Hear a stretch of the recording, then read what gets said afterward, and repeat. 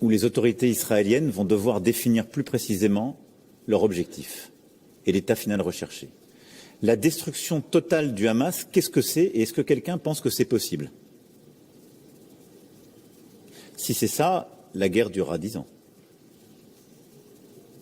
Et je crois que personne ne sait définir sérieusement cet objectif. Donc il faut que cet objectif soit précisé. Mais moi je suis très cohérent. L'approche que nous avons en 3 points est parfaitement complémentaire. Nous, on a dit aux Israéliens, on est à côté sur votre sécurité, parce qu'on considère que votre sécurité n'est pas que votre affaire. Le Hamas a mené des actions terroristes et est un groupe terroriste, infiltré dans Gaza. C'est pourquoi nous avons dit qu'il justifie une action internationale pour couper son financement, pour cibler les profils les plus dangereux, mais aussi pour éviter la coagulation avec d'autres groupes terroristes qui sont présents dans la région, avec lesquels les liens sont établis et contre lesquels nous luttons. Plusieurs pays ont commencé le travail avec nous et la discussion sur ce sujet. Si on le fait dans la durée, on voit bien que la bonne réponse contre un groupe terroriste n'est pas de supprimer l'intégralité d'un territoire ou de bombarder l'intégralité des capacités civiles avec le bilan humanitaire qu'on est en train de se donner. Il est beaucoup plus spécifique, beaucoup plus structuré et dans la durée. Ça, c'est le premier point. Le deuxième point, c'est l'humanitaire. Et les deux sont liés. Il n'y a pas de sécurité durable pour Israël dans la région si sa sécurité se fait au prix des vies palestiniennes et donc du ressentiment de toutes les opinions publiques dans la région. Soyons collectivement lucides. Vous voyez bien les opinions publiques, je parle à tous les dirigeants, j'y parle ces derniers jours. S'ils ont le sentiment que pour les Israéliens, et ce faisant pour tous ceux qui les soutiennent, qu'il y aurait 2 standards et que la vie des Palestiniens ne vaut pas la vie des Israéliens, mais vous créez en puissance des régimes, des groupes, et demain d'autres groupes naîtront qui porteront ce ressentiment et cette haine, parce qu'à l'aune de la réponse au 7 octobre, on aura tué des vies, et des vies civiles. Donc je le redis, l'humanitaire est complémentaire du sécuritaire, c'est aussi notre devoir. Et je pense que c'est l'intérêt d'Israël.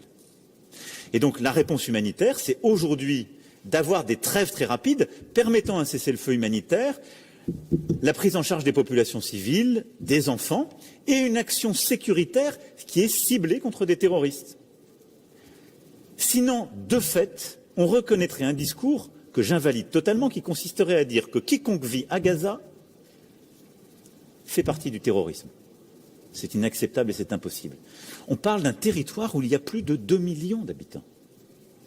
Donc si on veut être cohérent, on doit avoir aussi une approche humanitaire. Et pour la France, pas de double standard et toutes les vies se valent. Et puis troisième point, il est urgent d'avoir une approche politique. Et là aussi, il n'y a pas de solution sécuritaire qu'a montré le 7 octobre. Quand on a une approche sécuritaire où le désespoir politique nourrit tous les ressentiments, on ne construit pas sa propre sécurité dans la durée. Et donc il y a un droit légitime du peuple palestinien à avoir un État et donc à avoir une reconnaissance politique structurée et d'aller vers les 2 États. Et donc c'est notre responsabilité de reprendre la discussion sur ce sujet, sans naïveté. Ça ne va pas se terminer maintenant, je suis lucide. Mais on doit la réorganiser au niveau régional pour éviter que les forces ne s'écartent et pour bien montrer aux opinions publiques, aux Palestiniens, à tous ceux qui adhèrent à ce sujet, que leur légitime revendication politique est prise en compte et que le bon moyen de le porter n'est pas un moyen justement par la violence, mais par l'adhésion à un processus politique. Et là aussi, la bonne réponse, c'est les 2 États, la reconnaissance du peuple palestinien à disposer d'un État et l'exigence à l'égard de celui-ci de reconnaître l'État d'Israël et sa sécurité et ce droit à en vivre en paix. C'est comme ça que vous aurez une sécurité régionale. Sinon, la guerre sera sans fin. Et donc, pour moi, le cessez-le-feu doit arriver le plus vite possible, parce que la bonne lutte contre le terrorisme n'est pas le bombardement systématique et permanent. Ce n'est pas la bonne réponse quand on est face à un groupe terroriste.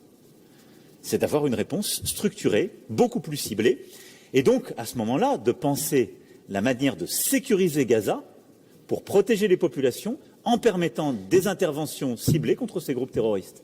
Et là-dessus, Israël doit engager avec les États voisins une discussion structurée, politique et sécuritaire.